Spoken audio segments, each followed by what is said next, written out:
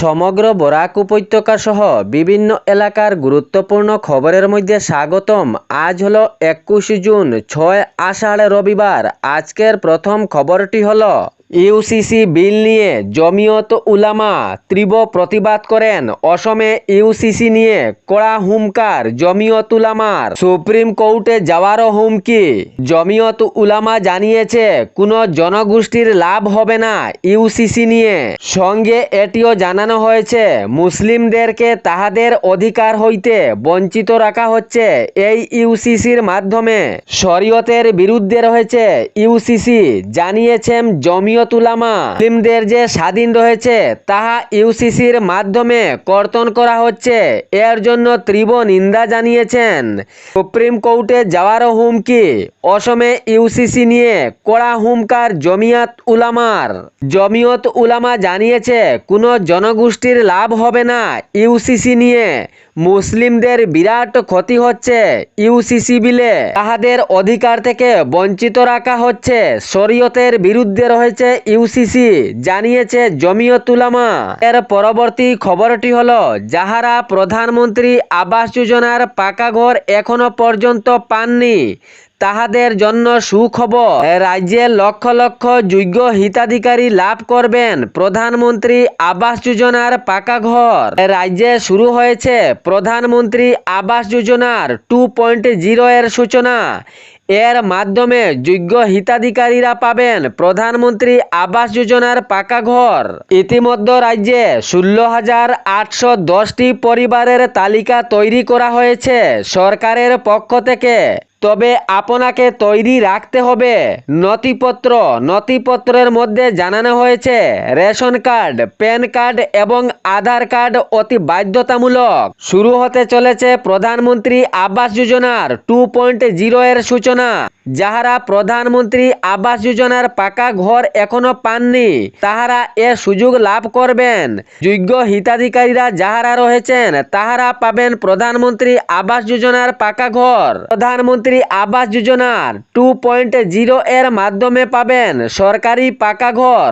16,810টি নতুন পরিবারকে দেওয়া হবে সরকারি ঘর, সরকারের পক্ষ থেকে জানানো হয়েছে।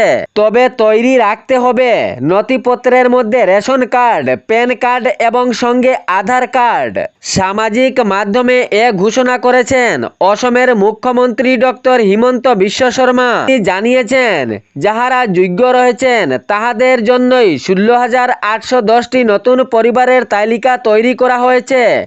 তাহারাই পাবেন প্রধানমন্ত্রী আবাস যোজনার 2.0 এর মাধ্যমে সরকারি পাকা ঘর। এর পরবর্তী খবরটি হলো কোটি কোটি কৃষকরা পেয়েছেন পিএম কিষাণ যোজনার 23তম কিস্তির টাকা। প্রধানমন্ত্রী নরেন্দ্র মোদীর হাত দিয়ে 23তম কিস্তির টাকা দেওয়া হলো।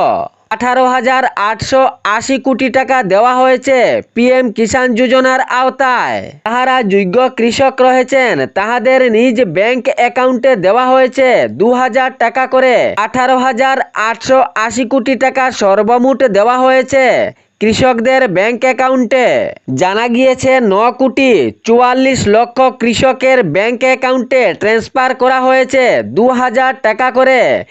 অনেকের মোবাইলে হয়তো এসএমএসও আসতে পারে 2,000 টাকা নিজ ব্যাংক অ্যাকাউন্টে এসেছে বলে। দেশের প্রধানমন্ত্রী নরেন্দ্র মোদীর হাত দিয়ে 23তম কিস্তির টাকা দেওয়া হয়েছে কৃষকদের ব্যাংক অ্যাকাউন্টে।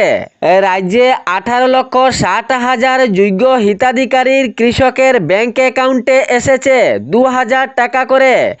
অর্থাৎ ট্রান্সফার করা হয়েছে কৃষকদের ব্যাংক অ্যাকাউন্টে 2,000 টাকা করে। রাজ্যে 18,60,000 যোগ্য হিতাধিকারী কৃষক পেয়েছেন।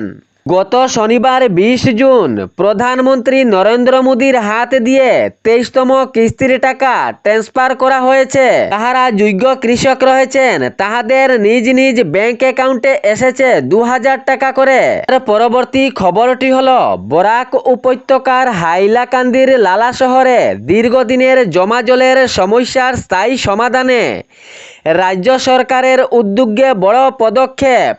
অসমের মুখ্যমন্ত্রী ডক্টর হিমন্ত বিশ্ব শর্মার নির্দেশে গুয়াহাটি থেকে বিভাগীয় কর্মীর এক বিশেষ দল লালা শহরে পৌঁছে বিভিন্ন গুরুত্বপূর্ণ এলাকা পরিদর্শন করেন।